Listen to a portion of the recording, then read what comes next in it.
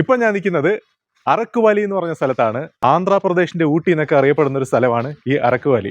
അങ്ങനെ ഒരു ഓട്ടോ കിട്ടിയിട്ടുണ്ട് കേട്ടോ. 600 രൂപയാണ് പറഞ്ഞത്. ഒരു 5 സ്ഥലമുണ്ടെന്നാണ് പറഞ്ഞത്. അതിൽ ബോറോ കേവ്സും അങ്ങനെ കുറേ സ്ഥലങ്ങളൊക്കെ പറയുന്നുണ്ട്. എന്തായാലും നമുക്ക് ആ ഓട്ടോയിലേക്ക് കയറാം. അതൊരു ഷെയർ ഓട്ടോയാണ്, എന്ന് വെച്ചാൽ ഷെയർ ചെയ്യുന്നുണ്ട്. ഒരു 2 പേര് വേറെയും കൂടെ ഉണ്ട്. അങ്ങനെ ഞാനും കൂടെ ചേർത്ത് 3 പേര്. അല്ലാതെ പോവുകയാണെന്നുണ്ടെങ്കിൽ 1000 രൂപ 800 രൂപ അങ്ങനെയൊക്കെ ആവും. യെസ്, അങ്ങനെ എൻ്റെ ഓട്ടോ വരുന്നുണ്ട്. അങ്ങനെ നമ്മൾ ആദ്യമായിട്ട് പോകുന്നത് വലിയൊരു വാട്ടർഫാൾസിലേക്കാണ്. ഒരു രക്ഷയില്ല, ഓക്കെ. യെസ്, അങ്ങനെ നമ്മുടെ അടുത്ത ലൊക്കേഷൻ ഷൂട്ടിംഗ് ചാർജ്. അങ്ങനെ നമ്മൾ ശരിക്കും ഫ്രണ്ട് സൈഡ് വന്നിരിക്കുവാണ്, കണ്ടില്ലേ. Next wooden bridge. Wooden bridge എന്ന് പറഞ്ഞൊരു സ്ഥലത്തേക്കാണ് പോകുന്നത്. എന്തായാലും കൊള്ളാം കേട്ടോ ഈ ഒരു വുഡൻ ബ്രിഡ്ജ്. അടുത്ത ലൊക്കേഷൻ ഗാലിക്കൊണ്ട വ്യൂ പോയിന്റ്. എന്തായാലും അടിപൊളി വ്യൂ ആണ് കേട്ടോ.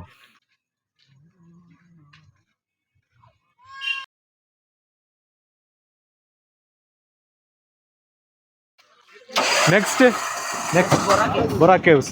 യെസ്, നെക്സ്റ്റ് ബൊറ കേവ്സിലേക്ക് പോവുകയാണ്. ബൊറ കേവ്സ് ആണ് നമ്മൾ വെയിറ്റ് ചെയ്തിരുന്ന സ്ഥലം. എന്തായാലും അങ്ങോട്ടേക്ക് പോവാം. ഗലികൊണ്ട വ്യൂ പോയിന്റിലേക്ക് ഉള്ള യാത്രയും നല്ല മനോഹരമാണ് കേട്ടോ. നമ്മൾ ഇന്നലെ ഇതുവഴിയാണ് ബസ്സിൽ ഇങ്ങോട്ടേക്ക് വന്നത്.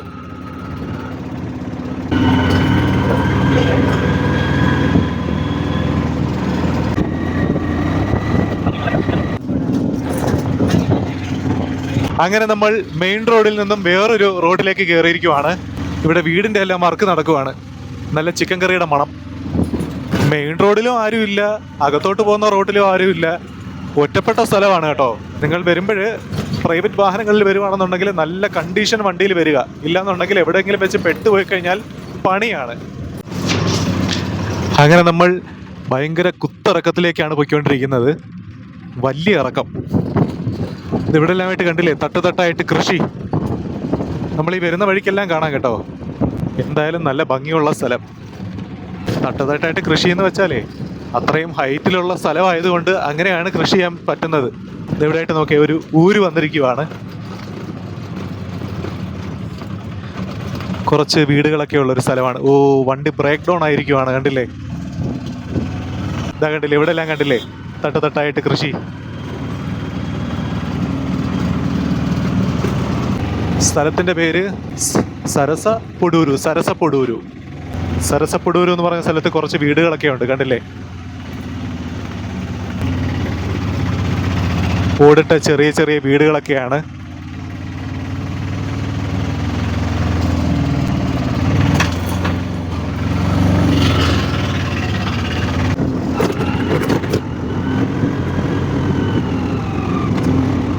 വലിയ കൊക്ക പോലുള്ള വഴിയിലൂടെയാണ് പൊയ്ക്കൊണ്ടിരിക്കുന്നത്. വലിയ വളവും. കന്നുകാലികളൊക്കെ അവിടെയൊക്കെ നിന്ന് മേയുന്നുണ്ട്. എൻ്റെ തല അവിടെ ഇവിടെയൊക്കെ വന്നിടിക്കുക. വണ്ടി നല്ലതുപോലെ കുലുങ്ങിയാണ് പോകുന്നത്. 3 പേരുടെ 600 1800 രൂപയ്ക്ക് പുള്ളിക്ക് എങ്ങനെ ഇത് മുതലാവും? ഇത്രയും ഓട്ടം. എനിക്ക് തോന്നുന്നു എല്ലാം കഴിഞ്ഞൊരു 800 രൂപ പുള്ളിക്ക് കിട്ടത്തുള്ളായിരിക്കാം. ഇത് നോക്കി, അടിപൊളി വ്യൂ.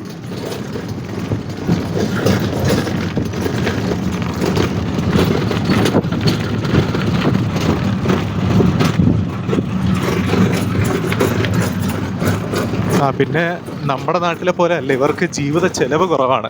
ഇവരൊക്കെ ഉള്ളത് വെച്ച് അഡ്ജസ്റ്റ് ചെയ്ത് ജീവിക്കാൻ പഠിച്ചവരാണ്. അതുകൊണ്ട് കുഴപ്പമില്ല.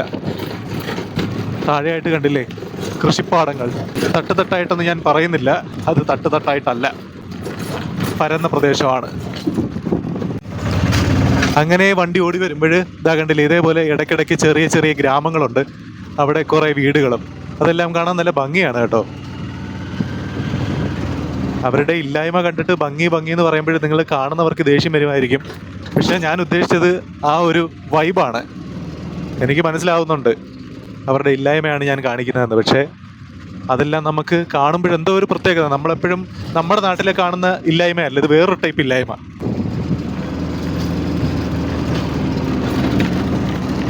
അങ്ങനെ നമ്മൾ കുറച്ച് ഉൾവഴികളിലൂടെ വന്നിട്ട് കുറച്ച് വീതിയുള്ളൊരു റോഡിലേക്ക് കയറിയിരിക്കുവാണ്.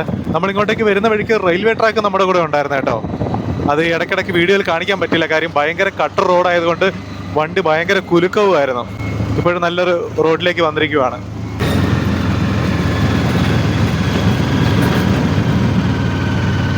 ഇതെവിടെയായിട്ട് നോക്കുക, ഒരു കർഷക സ്ത്രീ കുറച്ച് ആടിനായിട്ട് നിൽക്കുവാണ്.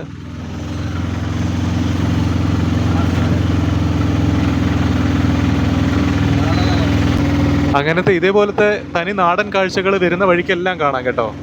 ചെതൽപ്പുറ്റൊക്കെ കാണാം. അതാ കണ്ടില്ല, ഇവിടെയൊക്കെ ആയിട്ട് ചെതൽപ്പുറ്റുണ്ടായിരുന്നു. പെട്ടെന്ന് എവിടെയെങ്കിലും കാണുവാണെങ്കിൽ കാണിച്ചു തരാം. ഇതോ കണ്ടില്ല, ഇതോ അവിടെ നിൽപ്പുണ്ട്. അങ്ങനെ ഇവിടെ ആയിട്ടൊരു ബോർഡ് വെച്ചിട്ടുണ്ടായിരുന്നു. കാറിന് 30 രൂപയും ബൈക്കിന് 10 രൂപയും. അവിടെ ഒരു ചെക്ക് പോസ്റ്റൊക്കെ ഉണ്ടായിരുന്നു. ചെക്ക് പോസ്റ്റൊക്കെ ഓപ്പൺ ആയിരുന്നു, അവിടെ ബോർഡ് മാത്രമേ ഉണ്ടായിരുന്നുള്ളൂ.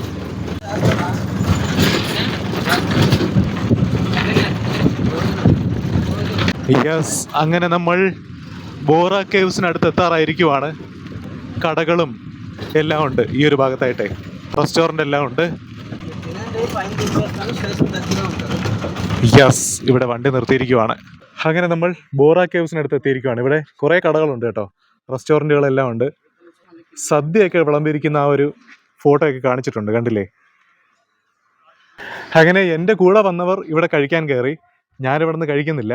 ഞാൻ അങ്ങോട്ടേക്ക് പോകുമ്പോൾ അവിടെ വഴിയരികിൽ ബാമ്പുവും കബാബെല്ലാം വെച്ചിട്ട് നിൽക്കും. അപ്പോഴവരെ നിന്ന് കഴിക്കാമെന്നാണ് വിചാരിക്കുന്നത്, ഒരു വൈബിന് വേണ്ടിയിട്ട്. മുകളിലായിട്ട് റെയിൽവേ സ്റ്റേഷനാണ്. ഇത് ആ കാണുന്നത് ബോറ റെയിൽവേ സ്റ്റേഷനാണ്, ബോറ കേവിൻ്റെ റെയിൽവേ സ്റ്റേഷൻ. ഇവിടെ ആയിട്ടൊരു ഗുഡ്സ് ട്രെയിൻ നിർത്തിയിട്ടിട്ടുണ്ട്, കാണിച്ചു തരാം. ഇതോ കണ്ടില്ലേ, മുകളിലായിട്ട് ട്രെയിനിൻ്റെ ഭാഗം കാണാം. ഇവിടെ നിന്നും നടക്കാവുന്നതേ ഉള്ളൂ റെയിൽവേ സ്റ്റേഷനിലേക്ക്. അതോ കണ്ടില്ലേ, അവിടെ ആയിട്ട് ബോർഡ് വെച്ചിരിക്കുന്നത് ബോറ കേവ്സ് റെയിൽവേ സ്റ്റേഷൻ. എന്തായാലും ഇവിടെ നിന്ന് ഒരു 1/2 കിലോമീറ്ററും കൂടെ പോയിട്ട് വേണം ബോറ കേവിലേക്ക് കയറാൻ. എൻ്റെ കൂടെ വന്നവർ കഴിച്ചു കഴിഞ്ഞു.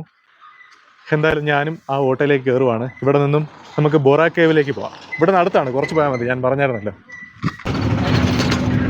എന്താ ഇവിടെ ആയിട്ട് കുറേ വണ്ടികൾ പാർക്ക് ചെയ്തിട്ടുണ്ട്, കണ്ടില്ലേ? കുറേ ടൂറിസ്റ്റുകൾ വന്നിട്ടുണ്ട്. ബോറ കേവ്സിലേക്ക് ഒരുപാട് ആൾക്കാർ വന്നിട്ടുണ്ട്. ഇതാ കണ്ടില്ലേ, ഇവിടെ ആയിട്ട് ട്രെയിൻ നിർത്തിയിട്ടിരിക്കുന്നത്.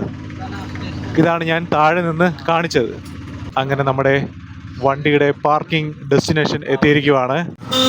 ഇവിടെ ആയിട്ട് ഒരുപാട് കടകളുണ്ട്. നമ്മൾ നേരത്തെ കണ്ട പല ടൂറിസ്റ്റ് ഡെസ്റ്റിനേഷനേക്കാൾ ഒരുപാട് കടകൾ. ഇതാ കണ്ടില്ലേ, മാഗിയും ബ്രെഡ് ഓംലേറ്റും അങ്ങനത്തെ കാര്യങ്ങളെല്ലാം ചെയ്യുന്ന ഒരുപാട് കടകൾ. അങ്ങനെ ഞാൻ ഓട്ടോയിൽ നിന്നും ഇറങ്ങിയിരിക്കുവാണ്. ഇതാണ് ലാസ്റ്റ് സ്റ്റോപ്പ്, അതായത് ലാസ്റ്റ് ഡെസ്റ്റിനേഷൻ. അങ്ങനെ നമ്മളെ കൊണ്ടുവന്ന ഓട്ടോ ബ്രോ തിരിച്ചു പോവുകയാണ്. ഓക്കെ, നാം ദാനയ്യ ദാനയ്യ എന്നാണ് പേര്. ഇപ്പോഴെന്തായാലും പുള്ളി തിരിച്ചു പോവുകയാണ് കേട്ടോ. എന്തായാലും നമുക്ക് ബോറ കേവിലേക്ക് നടക്കാം. ഇവിടെ എല്ലാമായിട്ട് ഞാൻ പറഞ്ഞില്ലായിരുന്നോ, ടൂറിസ്റ്റുകളെ അട്രാക്റ്റ് ചെയ്യുന്ന പലതരം കച്ചവടങ്ങൾ, തൊപ്പിയും കണ്ണാടിയും എല്ലാം ഉണ്ട്.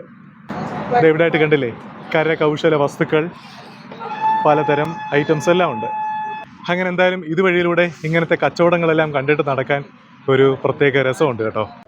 ഇതാ കണ്ടില്ലേ, ഇവിടെ എല്ലാമായിട്ട് ഈ ഒരു ബാംബു ചിക്കൻ ചെയ്തുകൊണ്ടിരിക്കുവാണ്.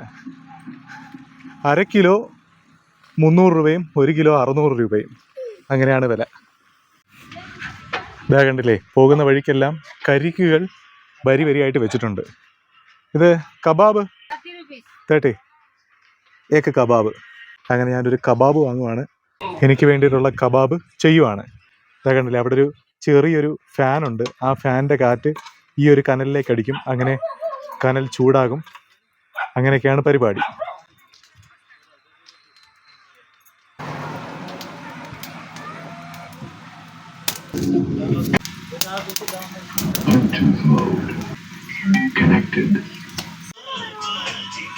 അങ്ങനെ മുളക് പൊടിയും മസാലയും പിന്നെ ഒരു നാരങ്ങയും പിഴിഞ്ഞൊഴിച്ചായിരുന്നു. അങ്ങനെ തേക്കലയിൽ വെച്ചിട്ടാണ് നമ്മുടെ കബാബ് നമുക്ക് തരുന്നത്. ഓക്കെ, നല്ല ചൂടുണ്ട് കേട്ടോ.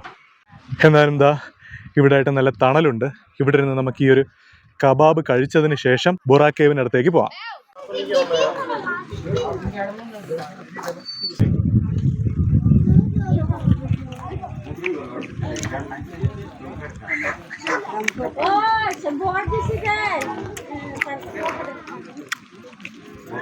കൊള്ളാം, ടേസ്റ്റ് ഉണ്ട്.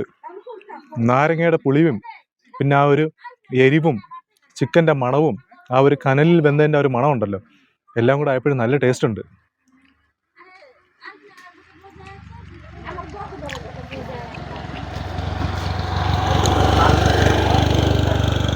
സത്യത്തിൽ കൊള്ളാം കേട്ടോ. ഇപ്പോഴും വെറുതെ ഈ ബാമ്പു മേടിച്ച് 10, 300, 600 രൂപ കളയണ്ട. ഇത് 2 വാങ്ങി കഴിച്ചാൽ മതി.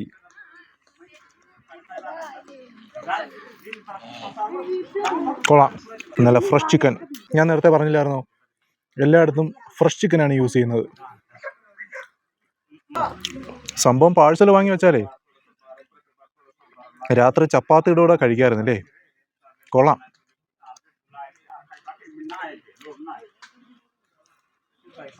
അങ്ങനെ ഞാൻ കബാബ് കഴിച്ചു. കബാബ് കഴിച്ചതിന് ശേഷം എന്താ കണ്ടില്ലേ, ബൊറ കേവ്സ്, അവിടെ ബോർഡ് വെച്ചിട്ടുണ്ട്, അതിനകത്തേക്ക് പോവാം. കുരങ്ങന്മാരുടെ ശല്യം ഉണ്ട് കേട്ടോ. ബാഗൊക്കെ ആയിട്ട് വരുന്നവർ സൂക്ഷിക്കുക. ബാഗ്, വലിയ ബാഗ് ഇവിടെ ഉള്ളിലേക്ക് പ്രവേശനമില്ല, ചെറിയ ബാഗുകൾക്ക് പ്രവേശനമുണ്ട്.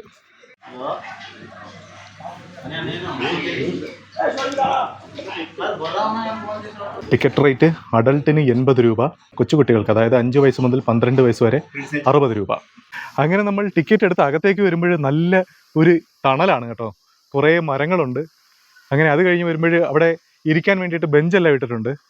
പിന്നെ ബോർഡ് വെച്ചിട്ടുണ്ട്, കുരങ്ങന്മാരെ സൂക്ഷിക്കുക എന്ന് പറഞ്ഞിട്ട്, ബിവെയർ ഓഫ് മങ്കീസ്, അങ്ങനെ ബോർഡ് വെച്ചിട്ടുണ്ട്.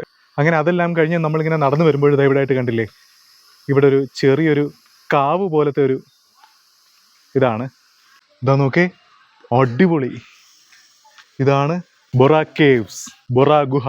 ഭയങ്കര ഒരു ഭീമാകാരം ഫീൽ ചെയ്യുന്നുണ്ട് കേട്ടോ. എന്ന് വെച്ചാൽ എങ്ങനെയാ പറയുന്നത്, ഇതെല്ലാം കൂടെ നോക്കി ഇപ്പോഴും പൊളിഞ്ഞു വീഴുന്ന കണക്കാണ് ഇരിക്കുന്നത്. പക്ഷെ അങ്ങനെയൊന്നും വീഴില്ല. മഹാബലിപുരത്ത് ഒരു പാറ ഇങ്ങനെ ഉരുണ്ട് വീഴാൻ പോകുന്നത് പോലെ ഇരിക്കുമല്ലോ, അതേപോലെ ഇവിടെ കല്ലുകളെല്ലാം താഴേക്ക് വീഴുന്നത് പോലെയാണ് ഇരിക്കുന്നത്.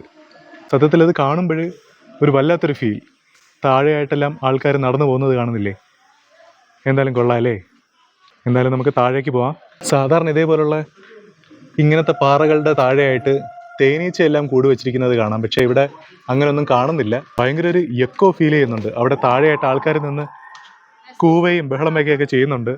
എന്തായാലും നമുക്ക് താഴേക്ക് പോകാം. ഇവിടെ ആയിട്ട് ഫോട്ടോഗ്രാഫേഴ്സ് എല്ലാം ഉണ്ട് കേട്ടോ. സ്പോട്ടിൽ ഫോട്ടോ എടുത്ത് പ്രിൻ്റാക്കി തരുന്ന ഫോട്ടോഗ്രാഫേഴ്സ് എല്ലാം ഉണ്ട്. അവരാണ് ഇവിടെ ലൈറ്റ് എല്ലാം സെറ്റ് ചെയ്തിരിക്കുന്നത്. ഗുഹയിൽ കണ്ടില്ലേ, അവിടെ ആയിട്ട് കളർഫുള്ളായിട്ട് ലൈറ്റുകളെല്ലാം സെറ്റ് ചെയ്തിരിക്കുന്നത് അത് ഇവരാണ്. അത് ഈ ഒരു ഫോട്ടോ, ഇതേപോലത്തെ ഫോട്ടോ നമ്മൾ പല ടൂറിസ്റ്റ് പേജുകളിലും കണ്ടിട്ടുണ്ട്. കണ്ടില്ലേ, മുകളിൽ നിന്നും ഒരു ഹോൾ, അതിലൂടെ വെട്ടം താഴേക്ക് ഇങ്ങനെ പതിക്കുന്നത്. എന്തായാലും നല്ല എക്കോ കേട്ടോ ഇവിടെ നിന്ന് സംസാരിക്കുമ്പോഴേ.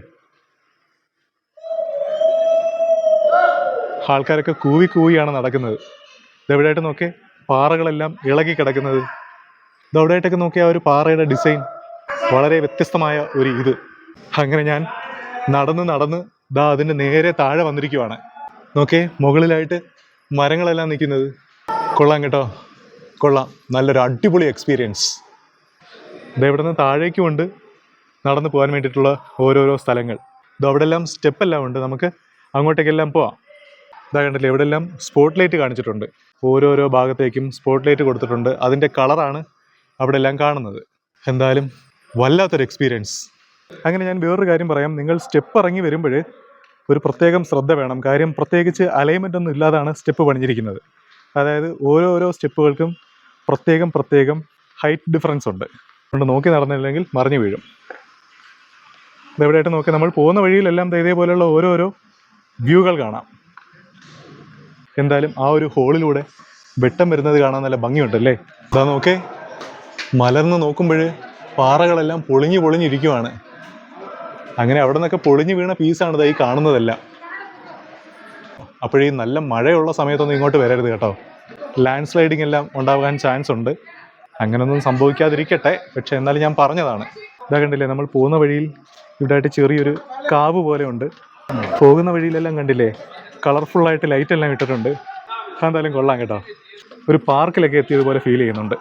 അതായത് കൊച്ചുകുട്ടികൾക്കെല്ലാം ഇതിനകത്തേക്ക് വരുമ്പോഴൊരു പേടി വരും. ആ ഒരു പേടി മാറാൻ ഈ ഒരു കളർഫുള്ളായിട്ടുള്ള ലൈറ്റ് ഉപകരിക്കും. ഇതാ കണ്ടില്ലേ, ഇവിടെ എല്ലാം കളർ ലൈറ്റുകളുണ്ട്. ഇതാ കണ്ടില്ലേ, നമ്മൾ ആ ഒരു കൈവരിയിലൂടെയാണ് ഇങ്ങനെ നടന്ന് ഇതുവഴിയിലൂടെ വന്നത്.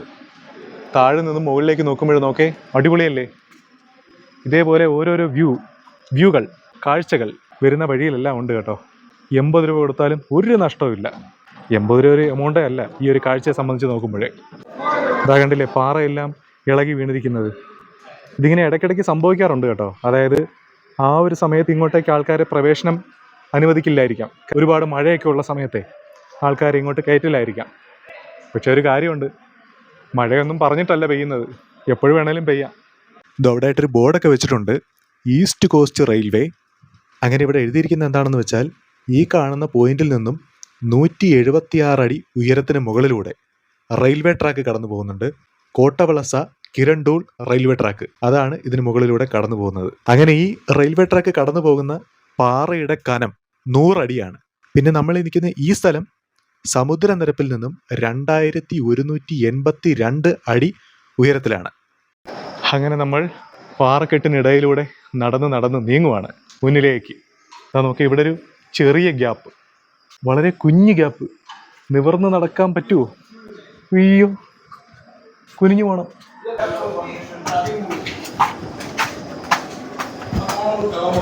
അങ്ങനെ വളരെ ചെറിയ വഴികളിലൂടെയാണ് നമ്മൾ പൊയ്ക്കൊണ്ടിരിക്കുന്നത്. ഇടയ്ക്കിടയ്ക്ക് സൗണ്ടൊക്കെ കേൾക്കുന്നുണ്ട്. അതാ കൊച്ചു കൊച്ചു വവ്വാലുകളും കിളികളും എല്ലാം പറക്കുന്നത് കാണാം. ഇവിടെ ഭയങ്കര ഇരുട്ട്. മുകളിലായിട്ടേ കിളികളല്ല, വവ്വാലായിരിക്കും, വവ്വാലിൻ്റെ കുഞ്ഞായിരിക്കും. അത് പറക്കുന്ന സൗണ്ട് കേൾക്കാം. ഇതോ കണ്ടില്ലേ, അവിടെ ആയിട്ട് ഇങ്ങനെ എന്തൊക്കെയോ പറക്കുന്നത് കാണാം. കണ്ടില്ലേ?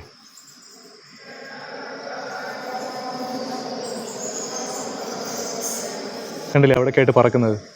ഇതാ ഇവിടെ ആയിട്ട് ഈ കണ്ടില്ലേ, നമ്മൾ ഈ മഞ്ഞുമലയിലെല്ലാം വെള്ളം ഇങ്ങനെ സ്ഥിരമായിട്ട് വീണിട്ട് അവിടെ ഇങ്ങനെ വെള്ളത്തുള്ളികൾ വീഴാറാവുന്നത് പോലെ ഫ്രീസായിട്ട് നിൽക്കുമല്ലോ, അതേപോലെ. എന്തായിരിക്കും അത്? എന്തായാലും അത് കൊള്ളാം. അങ്ങനെ നമ്മൾ നടന്നൊരു എൻഡിങ് പോയിന്റിൻ്റെ അടുത്ത് എത്തിയിരിക്കുവാണ്. ഇവിടെ വഴി അവസാനിക്കുവാണ്. എന്തായാലും കൊള്ളാം അല്ലേ ഈ ഒരു സ്ഥലം?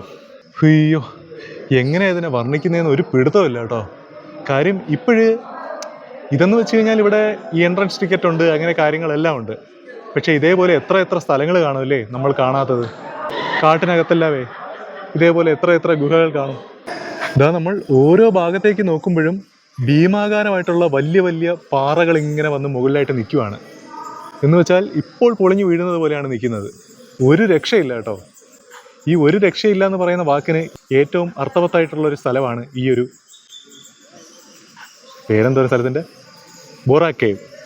ഇതാ ഈ ഒരു ഭാഗത്തായിട്ട് കുറേ വവ്വാലിൻ്റെ സൗണ്ടുകൾ കേൾക്കാം. ഞാൻ കുറച്ച് നേരം സൈലൻ്റ് ആയിട്ട് നിൽക്കാം, നിങ്ങളൊന്ന് ശ്രദ്ധിച്ചോ.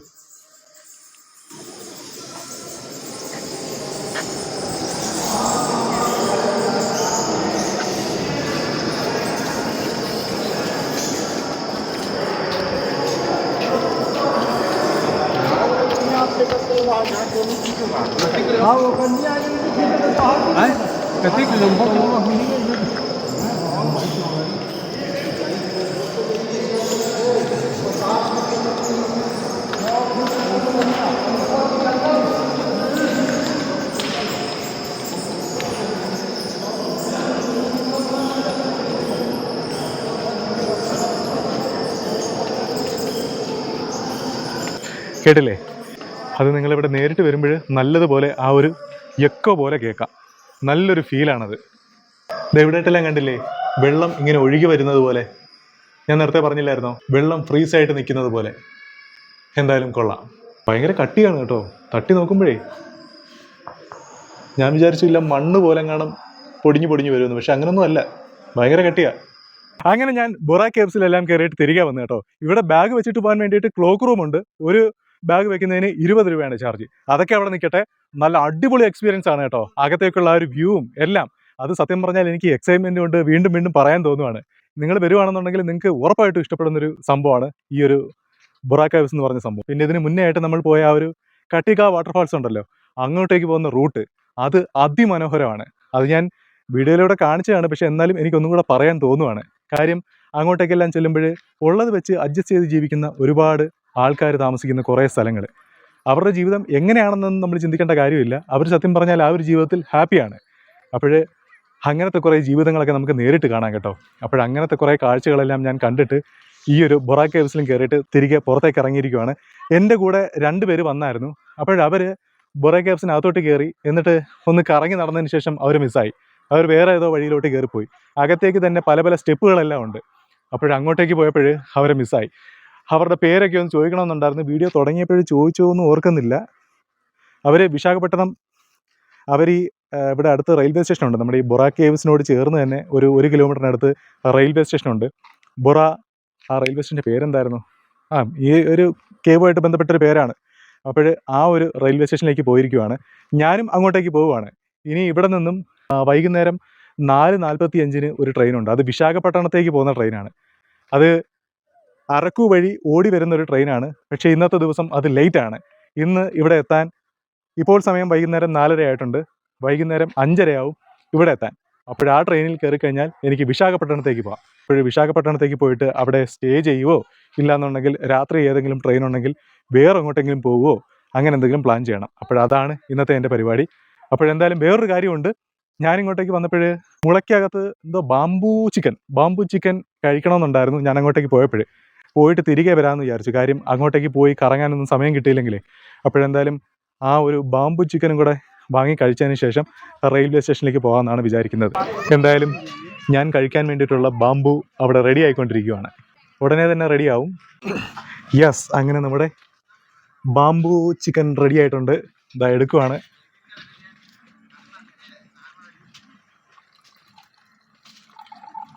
അകത്തായിട്ട് അതിൻ്റെ ഒരു എസൻസ്, ഗ്രേവി എല്ലാം ഉണ്ട്. मेरे वाला पूरा आधा किलो 250 ग्राम देगा। 50 ग्राम वाला देगा तुमको। ये वाला 500 ग्राम वाला। This is 500 gram. ഓക്കെ, എനിക്ക് 1/4 കിലോ മതി. ജസ്റ്റ് ടേസ്റ്റ് ചെയ്യുക. ഞാൻ നേരത്തെ കബാബ് കഴിച്ചപ്പോൾ വിശപ്പ് മാറി. അങ്ങനെ 1/4 കിലോ ആണ് ഇത്രയും.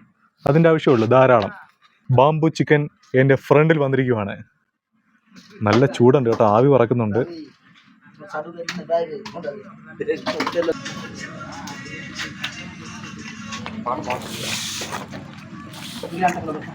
കൊള്ളാം. ഒരു വ്യത്യസ്തമായ ടേസ്റ്റ് എന്ന് വെച്ചാൽ, ഞാൻ നേരത്തെ പറഞ്ഞില്ലേ, നമ്മുടെ സാധാരണ വീട്ടിലൊക്കെ ചെയ്യുന്ന ചിക്കൻ കറിയുടെയോ അല്ലെങ്കിൽ ഹോട്ടലിൽ നിന്ന് വാങ്ങുന്ന ചിക്കൻ കറിയുടെയോ അങ്ങനത്തെ ടേസ്റ്റ് ഒന്നുമല്ല. വേറൊരു ടേസ്റ്റാണ്. ഇറച്ചി മസാല അങ്ങനത്തെ ഒരു ടൈപ്പ് ടേസ്റ്റ് ഒന്നുമല്ല. ഇറച്ചി മസാലയുടെ അങ്ങനത്തെ ഒരു മണമേ ഇല്ല. വേറൊരു ടൈപ്പ് മണമാണ്. കൊള്ളാം, എനിക്കിഷ്ടപ്പെട്ടു. കൂടെ വല്ല ചപ്പാത്തിയോ അങ്ങനത്തെ എന്തെങ്കിലും ഉണ്ടെങ്കിൽ ചേർത്ത് കഴിക്കാമായിരുന്നു.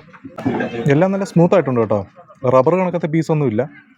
അതുകൊണ്ട് കഴിക്കാൻ നല്ല ഒരു സുഖമുണ്ട്. അങ്ങനെ സത്യസന്ധമായിട്ടൊരു കാര്യം പറയട്ടെ, ഇത് കുറച്ച് ഓവർ റേറ്റഡ് ആണോ എന്ന് എനിക്കൊരു സംശയമുണ്ട്. ഈ ഒരു ബാംബൂ ചിക്കൻ കുഴപ്പമില്ല, ഒരു തവണ വാങ്ങി ടേസ്റ്റ് ചെയ്യാനുള്ളതുണ്ട്. പിന്നെ 600 രൂപയാണ് 1 കിലോ. അവർ കുറേ പണിപ്പെട്ടിട്ടാണത് ചെയ്യുന്നത്. പക്ഷേ അതൊക്കെ കാര്യം ശരി. പക്ഷേ എന്നാലും നമുക്ക് അത്രേൻ്റെ ആവശ്യമില്ലല്ലോ. 1/2 കിലോയുടെ ആവശ്യമുണ്ടോയെന്ന് വെച്ച് കഴിഞ്ഞാൽ ഇതിൻ്റെ കൂടെ കഴിക്കാൻ വല്ല ചപ്പാത്തിയോ ബ്രെഡോ അങ്ങനത്തെ കാര്യങ്ങളൊക്കെ ഉണ്ടായിരുന്നെങ്കിൽ കൊള്ളാമായിരുന്നു. പക്ഷേ ഇത് അങ്ങനെയൊന്നുമില്ല. ഇത് ഇത് മാത്രമേ ഉള്ളൂ. ഒരു ചിക്കൻ്റെ പീസുകൾ മാത്രമേ ഉള്ളൂ. ഞാൻ ഈ അൽഫാമും അങ്ങനത്തെ കാര്യങ്ങളെല്ലാം ചിക്കൻ മാത്രമായിട്ട് കഴിക്കാറുണ്ട്. പക്ഷേ ഇത് ഒരു കറി പോലെയാണ്, മനസ്സിലായില്ലേ? ചിക്കൻ കറിയുടെ കഷ്ണങ്ങൾ മാത്രമായിട്ട് എങ്ങനെയാണ് വാരി കഴിക്കുന്നത്? പറഞ്ഞപ്പോൾ നാക്കിന്ന് വെള്ളം വന്ന്. ഇത് ചിക്കൻ കറിയുടെ കഷ്ണങ്ങൾ മാത്രമായിട്ട് എങ്ങനെയാണ് വാരി കഴിക്കുന്നത്? അങ്ങനത്തെ ഒരു പ്രശ്നമുണ്ട് കേട്ടോ. അപ്പോൾ നിങ്ങൾ വാങ്ങുകയാണെന്നുണ്ടെങ്കിൽ 1/4 കിലോ വാങ്ങി ടേസ്റ്റ് ചെയ്ത് നോക്കുക. ഇവർ 1/4 കിലോ തരുത്തില്ല എന്നൊക്കെ പറയും. 1/2 കിലോ ആണ് ഏറ്റവും മിനിമം എന്നൊക്കെ പറയും. എന്നോടും അങ്ങനെയാണ് പറഞ്ഞത്. ഞാൻ പറഞ്ഞു അങ്ങനെയാണെങ്കിൽ വേണ്ടാന്ന് പറഞ്ഞു. അപ്പോഴാണ് പറഞ്ഞത് എങ്കിലും ഒരു കാര്യം ചെയ്യും, 1/4 കിലോ തരാമെന്ന് പറഞ്ഞു. അപ്പോൾ 1/4 കിലോ വാങ്ങി ടേസ്റ്റ് ചെയ്യേണ്ട കാര്യമേ ഉള്ളൂ. എന്നിട്ട് നിങ്ങൾക്ക് ഭയങ്കരമായിട്ട് ഇഷ്ടപ്പെടുകയാണെന്നുണ്ടെങ്കിൽ വീണ്ടും വാങ്ങി കഴിച്ചോ. അപ്പോൾ അത്രയും പറഞ്ഞുകൊണ്ട് ഞാനിപ്പോൾ സ്റ്റേഷൻ്റെ പേര് മറന്നുപോയി. ഈ സ്ഥലത്തിൻ്റെ പേര് ബോറ കേവിനടുത്തുള്ള റെയിൽവേ സ്റ്റേഷനിലേക്ക് പോവാണ്. ബോറ റെയിൽവേ സ്റ്റേഷനിലേക്ക് പോവാണ്. എന്നിട്ട് നമുക്ക് വിശാഖപട്ടണം ട്രെയിൻ പിടിക്കണം, അതിൽ കയറി വിടണം. അത്രയും പറഞ്ഞുകൊണ്ട് നമ്മുടെ ഈ ഒരു വീഡിയോ ഇവിടെ വെച്ച് നിർത്തുവാണ്.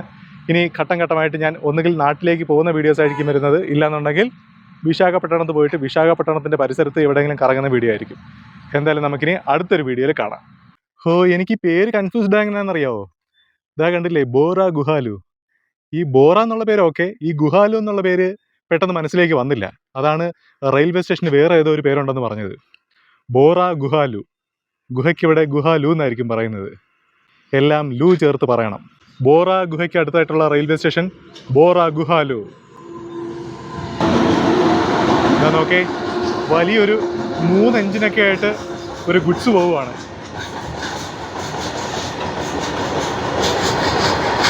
പാറയോ മെറ്റിലോ അങ്ങനത്തെ എന്തോ സംഗതിയായിട്ട് പോവുകയാണ് കേട്ടോ.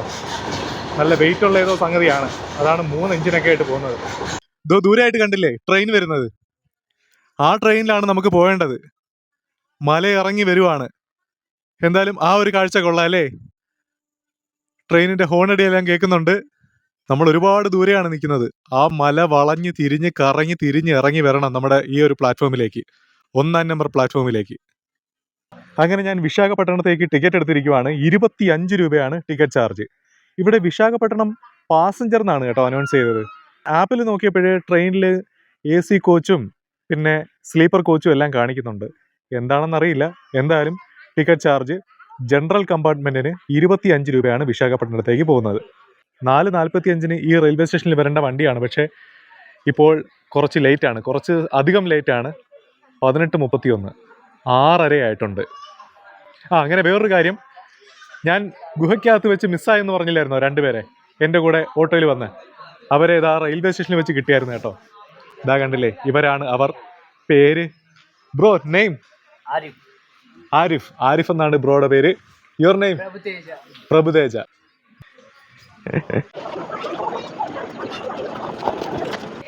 അങ്ങനെ ഒരു വിൻഡോ സീറ്റ് തന്നെ കിട്ടിയിട്ടുണ്ട്. ഇഷ്ടം പോലെ സ്ഥലമുണ്ട്.